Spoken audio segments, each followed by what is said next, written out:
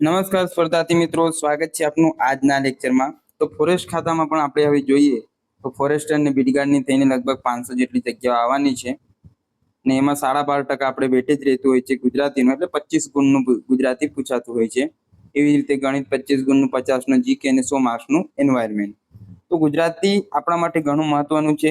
એમાં તમે સીસી ગણી લો, પછી આ ફોરેસ્ટ ખાતાની ગણી લો, ત્યારબાદ પોલીસ વિભાગમાં થોડું ઘણા અંશે ને પંચાયત વિભાગમાં એ ઘણું ઇમ્પોર્ટન્ટ રહેતો હોય છે। તો મારું કેવું એ છે કે જે કરો તે વ્યવસ્થિત રૂપે કરો ને એવા જે વ્યવસ્થિત પુસ્તકો આપણે ડિસ્ક્રિપ્શનમાં આપ્યા છે, જો આપને યોગ્ય લાગે તો તે પણ ખરીદી શકો છો। તો શરૂ કરીએ આજનો આ લેક્ચર। જમીન ઉપર થઈને જતો માર્ગ તો તેને શું કહેવાય? ખુશ્કી અથવા જમીન માર્ગ। આપણા માટે મહત્વનો શબ્દ છે અહીંયાનો ખુશ્કી। જલ્દી સંતોષ પામી જાય તેવું તો તેને શું કહેવાય? આશુતોષ। કે કંઈ પણ વસ્તુ હોય એને સંતોષ, એમ કે આ ઠીક છે, ઓકે એમ, તો તેને કહેવાય આશુતોષ। જરા વારમાં નાશ પામે તેવું તેને કહેવાય ક્ષણભંગુર અથવા તો ક્ષણિક। ક્ષણિક શબ્દ યાદ રાખજો, તે મહત્વનું છે। જવ, મધ અને મીઠાની મેળવણીનું પેય એટલે કે પીણું તો તેને શું કહેવાય? કવાસ। શું જોઈએ? જવ, મધ અને મીઠું। જન્મથી જ પૈસાદાર તો ગર્ભ શ્રીમંત। ગર્ભ એટલે કે ગર્ભથી એટલે પેટમાંથી જ, શ્રીમંત એટલે પૈસાદાર। જન્મથી જ જે પૈસાદાર હોય તેને કહેતા હોય છે ગર્ભ શ્રીમંત।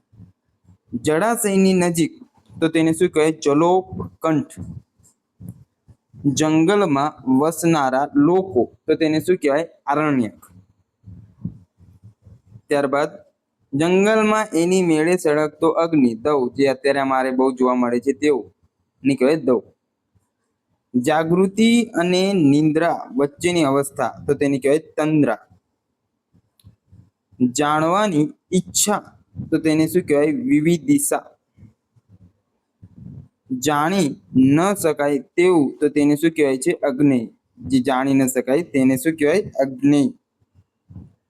જાતે રાંધી ખાનાર, જે પોતે જ પોતાનું જમવાનું બનાવે તેને તો તેને શું કહેવાય? સ્વયંપાકી। જાણવાની ઈચ્છા વાળું, જેને ઘણી ઈચ્છા હોય નવું નવું જાણવાની, તેને શું કહેવાય? જિજ્ઞાસુ। જાહેરમાં હરવા ફરવાની મનાઈ તો તેને શું કહેવાય? સંચાર બંધી। સંચાર એટલે જાહેર, બંધી એટલે બંધ, તો જાહેરમાં હરવા ફરવાની મનાઈ તેને શું કહેવાય? સંચાર બંધી। જીવાત્મા અને પરમાત્મા જુદો છે એવો વાદ તો તેને શું કહેવામાં આવે છે? દ્વૈતવાદ। બંને જુદા જુદા છે એવું માનવામાં આવે દ્વૈતવાદ, ને બંને એક જ છે એવું માનવામાં આવે તો અદ્વૈત, જે આપણે આગળ જોવાના છે। કે જીવાત્મા અને પરમાત્માની એકતા તો તેને શું કહેવાય? અદ્વૈત। ત્યારબાદ જીવનનું વૃત્તાંત તો તેને શું કહેવાય છે? જીવન કથા। જીવનનું વૃત્તાંત એને શું કહેવાય? જીવન કથા। જીતી ન શકાય તેવું તો તેને શું કહેવાય? અજય। જે જીતી ન શકાય તેને કહેવાય અજય। જીવન સુધીનું એટલે કે જીવન પર્યટનનું તો તેને શું કહેવાય? આજીવન। જુદું પાડનારું તો તેને શું કહેવાય? વ્યાવર્તક। જુદું પાડનાર હોય તેને શું કહેવાય? વ્યાવર્તક। જૂના બાંધકામોનું સમારકામ તો તેને શું કહેવાય? જીર્ણોદ્ધાર। જે જૂના બાંધકામો હોય, આપણે કંઈ પણ રાણકી વાવ કે ગમે તે જે ઐતિહાસિક જે બાંધકામ છે તેનું સમારકામ એટલે મરમ્મત કરવામાં આવે તેને કહેવાય જીર્ણોદ્ધાર। જેનું એક પણ સંતાન મરી ન ગયું હોય એવું સૌભાગ્યવતી સ્ત્રી તો તેને શું કહેવાય? અપોવન। જેનો ભંગ નથી થયો એવું બ્રહ્મચર્ય તો તેને શું કહેવાય? અખંડ બ્રહ્મચર્ય, કે ભંગ જ નથી કર્યું તેવું। જેમાં શરીર પર આછી પાણીવાળી ફૂલ્લી નીકળતી હોય એવો રોગ તો તેને શું કહેવાય? અછબડા। જેના પર તહોમત મુકાયું હોય તે તો તેને શું કહેવાય? આરોપી। જેની આરપાર જોઈ ન શકાય તેવું તો તેને શું કહેવાય? અપારદર્શક। જેનો નાશ ન થાય એવું તો તેને શું કહેવાય? અવિનાશી અથવા તો અમર। કે જેનો આપણે નાશ ન કરી શકીએ તેને શું કહેવાય? અવિનાશી અથવા અમર। જેમાં ફેરફાર ન થાય તેવું તો તેને શું કહેવાય? અવિકારી। જે યથાર્થ જ્ઞાનનો પહોંચેલો છે તે તો તેને શું કહેવાય? તથાગત. યથાર્થ એટલે જે જ્ઞાન છે તેને પહોંચી વળ્યો છે તે, તો તેને કહેવાય તથાગત. જેનો ઈલાજ ન હોય તેવો રોગ એટલે તેને કહેવાય અસાધ્ય, કે જેનો કોઈ ઈલાજ નહીં એવો રોગ. જેની 3 બાજુ પાણી હોય તેવી જમીન, તો તેને શું કહેવાય? દ્વીપકલ્પ. જેની 3 બાજુ પાણી આવેલ હોય તેવી જગ્યાને દ્વીપકલ્પ કહેવાય. જેમાં પગ મૂકતા ઊંડા ઉતરી કે ખૂંટી જવાય તેવી જમીન, તો તેને શું કહેવાય? કળણ. જેની પ્રતિષ્ઠા જામેલી છે તેવું, તો તેને કહેવાય લબ્ધ પ્રતિષ્ઠ. ત્યારબાદ જેનું કૌમાર્ય ખંડિત નહીં થયું તેવી સ્ત્રી, તો તેને શું કહેવાય? અક્ષત યોનિ. જેનો માર્ગ કલ્યાણકારી હોય તેવો, તો તેને શું કહેવાય? ભદ્ર માર્ગી. જેમાંથી અગ્નિ વર્ષે તેવું બાણ, તો તેને શું કહેવાય? અગન્યસ્ત્ર. અગન્યસ્ત્ર. જેમાંથી અગ્નિ વરસતો હોય તેવું બાણ, તેને શું કહેવાય? અગન્યસ્ત્ર. જેને પાછળથી ઉકેલ સૂજે કે સમજ આવે તેવું, તો તેને શું કહેવાય? પચ્છમ બુદ્ધિ. આગળથી જ ઉકેલ સૂજી જાય તેને અગમ બુદ્ધિ કહેવાતું હોય છે. ત્યારબાદ આગળ જોઈએ,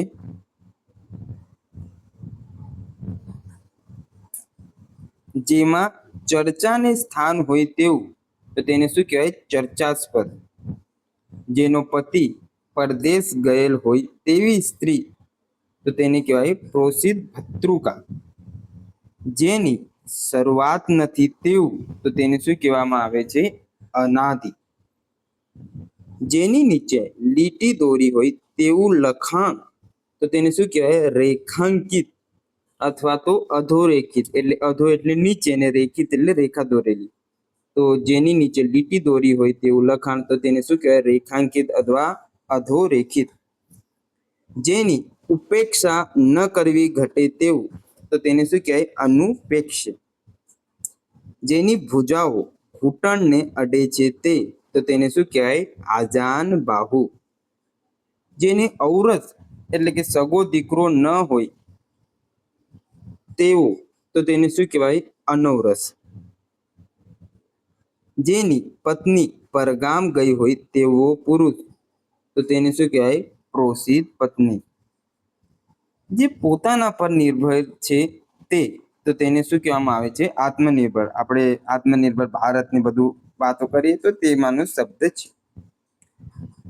જેનું ચિત્ત એક જ વિષયમાં લાગેલું છે તે એકાગ્ર ચિત્ત વાળું, તો તેને શું કહેવાય? એકાગ્ર ચિત્ત. ત્યારબાદ જેની કલ્પના વાસ્તવિક ન હોય તેવી હવાઈ, તો તેને કહેવાય ગગનગામી.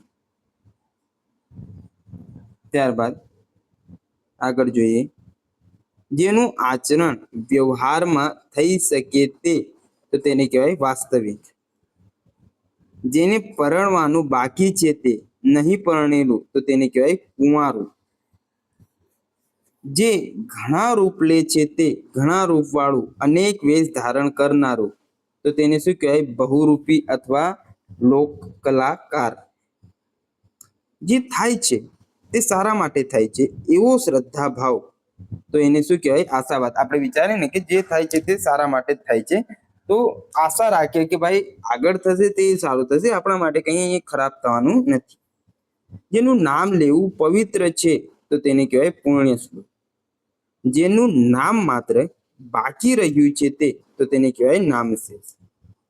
જેને માફ કરજો, જૈન ધર્મનો પ્રવર્તક, તો તેને શું કહેવાય છે? તીર્થંકર. જૈન તપસ્વીઓને રહેવાનું જે સ્થાન હોય તેને કહેવાય અપાસરો અથવા ઉપાશ્રય.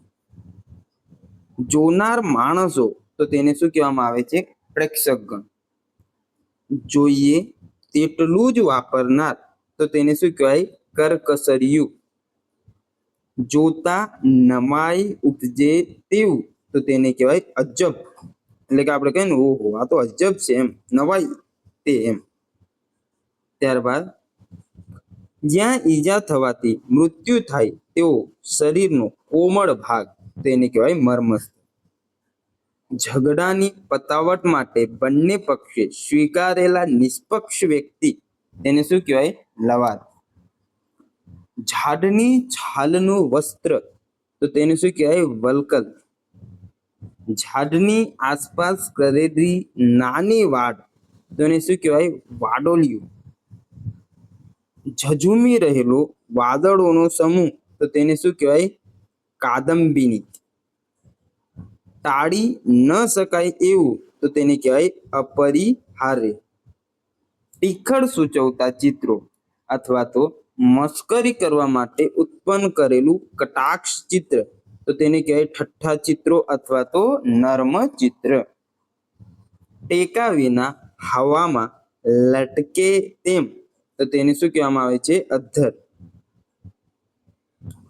ટોપલા, સાદડી વગેરે બનાવનાર, તો તેને શું કહેવાય? ઘાંચો કે વાંસફોડો. એક હતું ભોગવટો નક્કી કરેલ એક કરીને હક સોંપવો, તેને શું કહેવાય છે? ઇજારો. ઢોરનું છાંડિયું અથવા છોડેલું ઘાસ, તેને કહેવાય? ઓઘાટ અથવા તો ઓગાટ. તર્ક દ્વારા કોઈ વસ્તુનો નિર્ણય કરવો તે, તો તેને શું કહેવાય છે? અનુમાન. તબેલો સાફ કરનારો ઊંચી જાતનો ઘોડો, તેને કહેવાય? ઠાણિયો. તંતુઓ વડે વગાડાતું વાજિંત્ર, તો તેને શું કહેવાય? તંતુ વાદ્ય. ત્યારબાદ આગળ જોઈએ. તાકીદની સખત ઉઘરાણી, તેને કહેવાય? ધકાજો. તિથિ નક્કી કર્યા વિના આવનાર, તો તેને શું કહેવાય? અતિથિ. તોફાની ઢોરને ગળે બંધાતું લાકડું, તો તેને શું કહેવાય? ડેરો અથવા તો ડફણું. ત્યજવા યોગ્ય, તો તેને શું કહેવાય છે? વજર્ય. 3 મહિને પ્રગટ થતું પત્ર, તો તેને શું કહેવાય છે? ત્રૈમાસિક. ત્રણેય કાળનું જ્ઞાન ધરાવનાર, તો તેને શું કહેવાય? ત્રિકાળ જ્ઞાની. 3 પ્રકારના બૌદ્ધ ગ્રંથનો સમૂહ, તેને કહેવાય? ત્રિપિટક. 3 ઠેકાણે વળેલું, તો તેને કહેવાય? ત્રિભંગ અથવા તો ત્રિભંગી.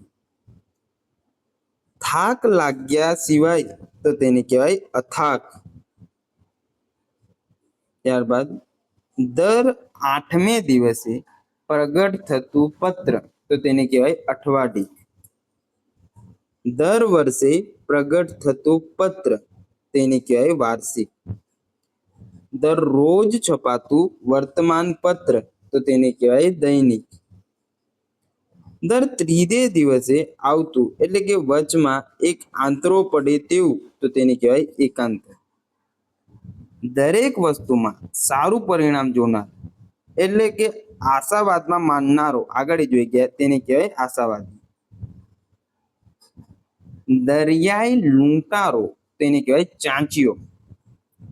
દરિયામાંથી મોતી કાઢનારા, તો તેને કહેવાય? મરજીવા. દરિયાની અંદર ગયેલો જમીનનો ફાંટો અથવા દરિયામાં ગયેલી જમીનની લાંબી પટ્ટી, તો તેને કહેવાય? ભૂસિર. દર 2 માસે પ્રગટ થતું સામાયિક, તો તેને કહેવાય? દ્વિમાસિક. દર 7 દિવસે પ્રગટ થતું સામયિક, તો તેને કહેવાય? સાપ્તાહિક.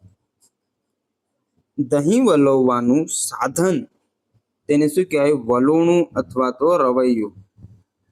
દર મહિને પ્રગટ થતું પત્ર, તો તેને કહેવાય? માસિક પત્ર કે સામયિક. દાવામાં બચાવ પક્ષનો માણસ, તો તેને કહેવાય? પ્રતિવાદી. દિશાઓ ધૂળથી છવાઈ જાય એવું સખત વાવાઝોડું, તો તેને કહેવાય? આંધી. દિવેલ પીધું હોય તેવું મોં કે માણસ, તો તેને કહેવાય? દિવેલી. દિવસનો મધ્ય ભાગ, તો તેને કહેવાય? મધ્યાહન.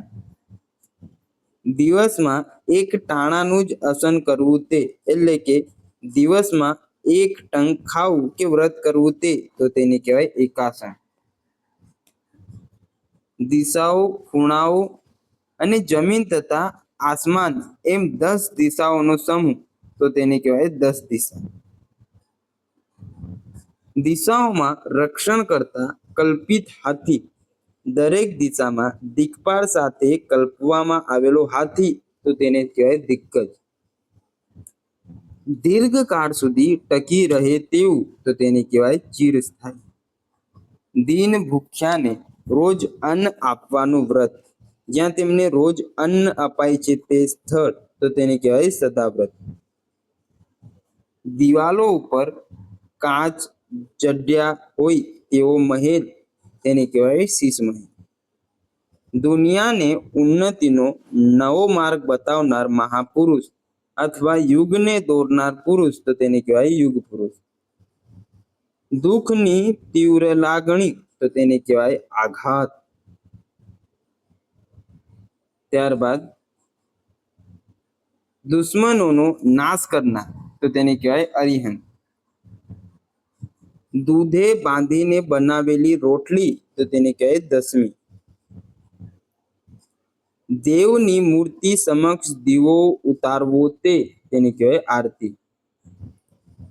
દેખાતું બંધ થઈ જવું તે અથવા દેખાય નહીં એવું તેને કહેવાય અદ્રશ્ય. દેખીતા અર્થથી અવળો જ અર્થ સૂચવતી વાણી તો તેને કહેવાય અવળવાણી. દેશ પ્રત્યે બેવફાઈ તો તેને કહેવાય દેશદ્રોહ. ત્યારબાદ દેવું ભરપાઈ ન કરી શકે તેવું તો તેને કહેવાય દેવાળિયું. ધર્મશાસ્ત્રમાં કહેલા આચરણના નિયમો તેને કહેવાય આચાર. ધર્મની બાબતમાં અવિચારી આગ્રહવાળું તો તેને કહેવાય ધર્માંધ. ધારેલા નિશાનને તોડી પાડવું તો તેને કહેવાય લક્ષ્યભેદ. લક્ષ્યનો ભેદ કરવું એટલે કે તે ધારેલો જે નિશાન હોય તેને તોડી પાડવાનું તેને. ધાતુ કે ઢાળનું તે કે તેની મજૂરી તેને કહેવાય ઢળાઈ. ધાર્મિક ક્રિયાને અંતે બ્રાહ્મણોને અપાતું દાન તો તેને કહેવાય દક્ષિણા. ધોળું કમળ તો તેને કહેવાય કુમુદ કલ્હાર, કુમુદ અથવા કલ્હાર. ધ્યાનમાં બેઠેલું તો તેને કહેવાય ધ્યાનસ્થ. ન કરી શકાય એવું અગમ્ય તો તેને કહેવાય અકળ. ન ખાવા જેવું કે ન ખાઈ શકાય તેવું તો તેને કહેવાય અખાજ અથવા તો અખાત. નહીં ગદ્ય કે નહીં પદ્ય એવું તો તેને કહેવાય અપદ્યાગત. ન અડકાય તેવું, સ્પર્શ કરવો યોગ્ય ન હોય તેવું તેને કહેવાય અસ્પૃશ્ય. નમે નહીં તેવું તો તેને કહેવાય અણનમ. નદી કાંઠાની ખડક કે માટી વગેરેની ઊભી કરાડ અથવા ઝઝુમતો ટેકરનો ખૂણો તો તેને કહેવાય ભેખડ. નવો ફૂટેલો ફણવો કે અંકુર તેને કહેવાય નવાંકુર. નહીં જીતાયેલું તો તેને કહેવાય અજીત. નકલનું કામકાજ કરનારું તો તેને કહેવાય નકલન વીસ. નસીબ ઉપર આધાર રાખનાર તો તેને કહેવાય પ્રારબ્ધવાદી કે દેવવાદી. નજર ચૂકવી પારકી વસ્તુ ઉઠાવનારું તેને કહેવાય ઉઠાવગીર.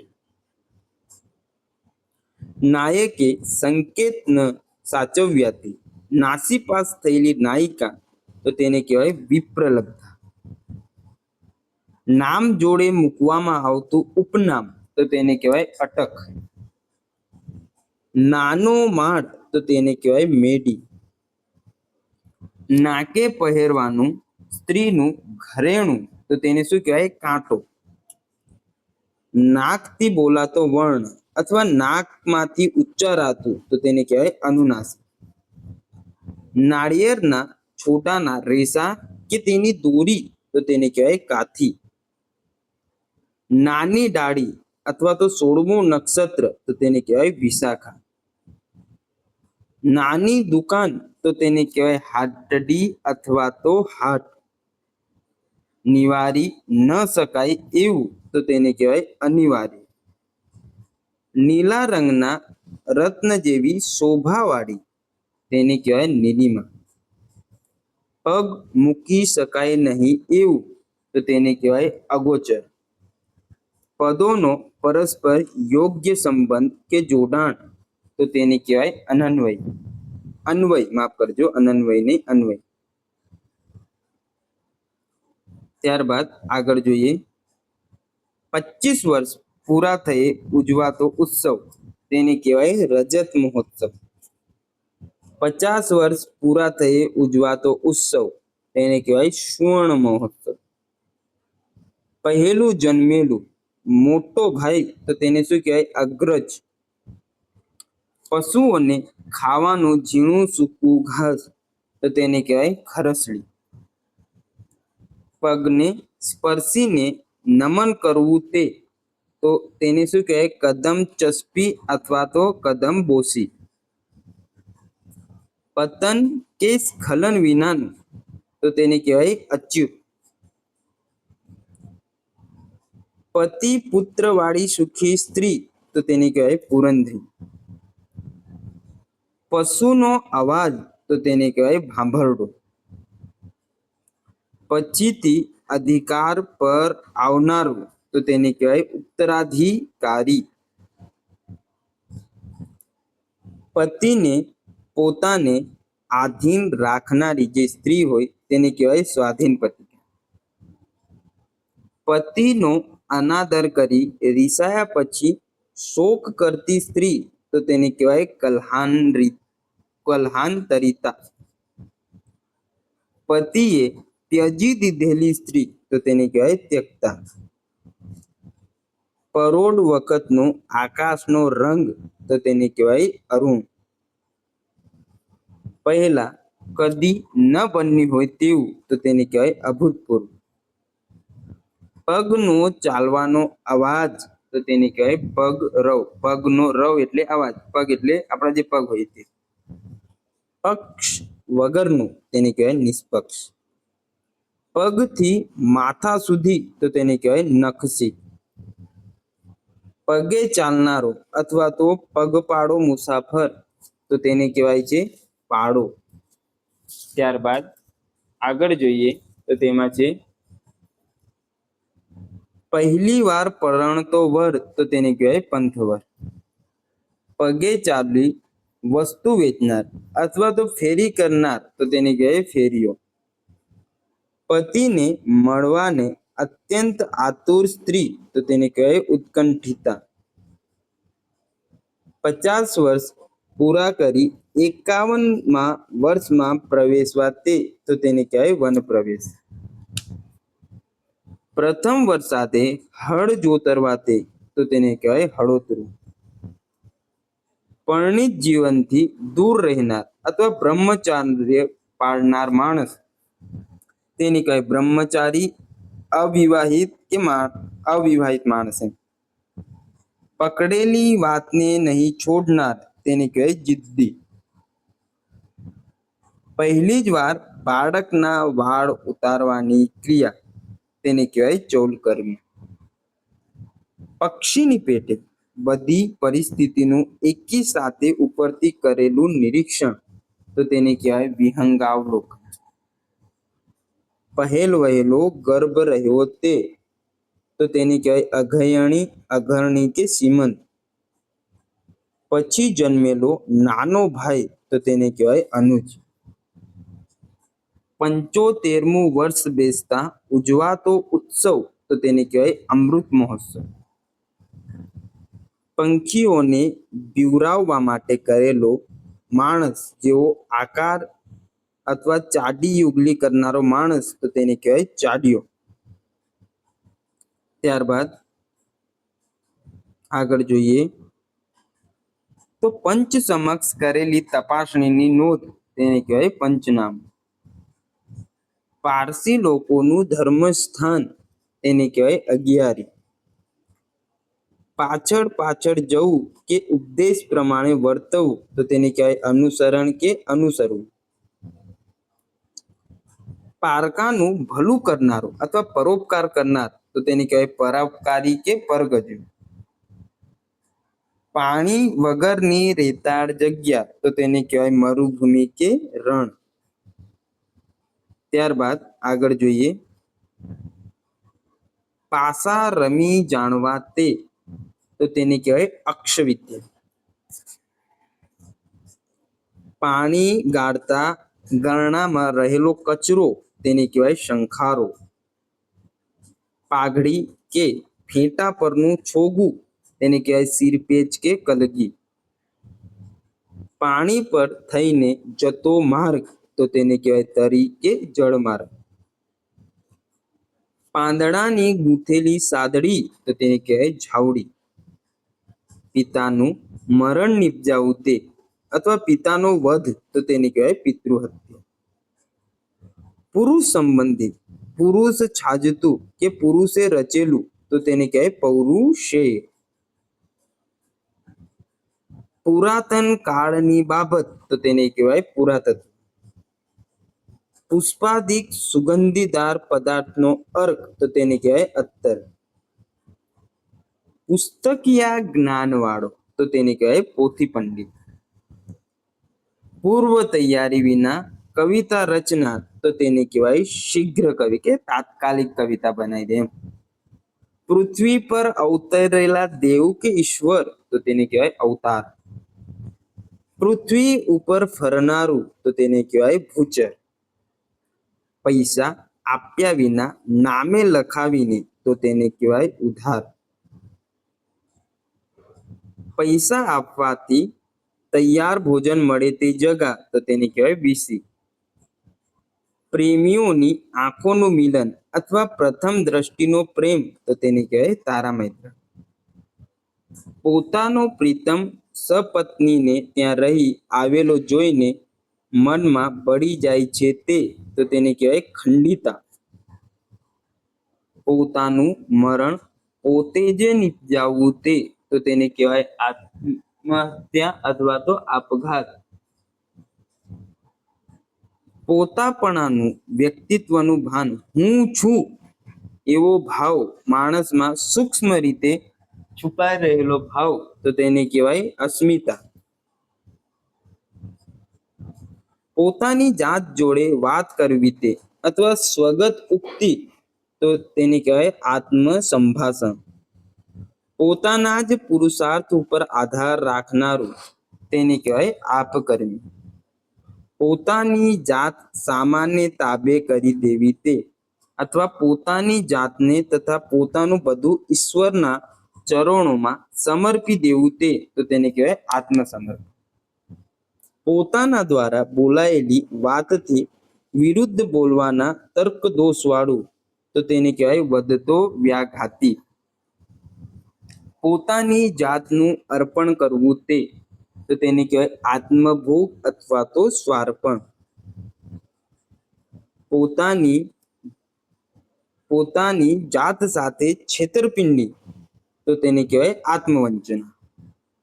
પોતાની જાત ઉપર કાબુ રાખે તેવું તો તેને કહેવાય આત્મસંયમ. પોતાના તરફથી કામ કરવાની સત્તા આપનારો પત્ર તો તેને કહેવાય મુખત્યાર નામ. પ્રતિકૂળ પવન, પ્રતિકૂળ સમય, સંજોગ કે વાતાવરણ તો તેને કહેવાય કવા. પ્રવાહી પદાર્થનું જામેલું ચોસલું તેને કહેવાય ખડદું. પ્રવાહી ગોળ જેવો થાય ત્યાં સુધી ઉકાળેલો શેરડીનો રસ તેને કહેવાય કાકમ. પ્રણામ કરવાની વિધિ અથવા પગે લાગવું તેને કહેવાય પાય લાગણ. પ્રજાકીય રાજ્ય તો તેને કહેવાય લોકરાજ્ય. પ્રજાસત્તાક રાજ્યતંત્ર તો તેને કહેવાય પ્રજાતંત્ર. ને પ્રજાસત્તાક રાજ્ય તો તેને કહેવાય ગણતંત્ર. તો મિત્રો અહીંયા આપણું લેક્ચર પૂર્ણ કરીએ. મળીએ નવા લેક્ચરમાં. ત્યાં સુધી જોડાયેલા રહો. ને મેઇન વાત તો એ કે રિવિઝન મોસ્ટ ઇમ્પોર્ટન્ટ. મળીએ નવા લેક્ચરમાં. ત્યાં સુધી જોડાયેલા રહો.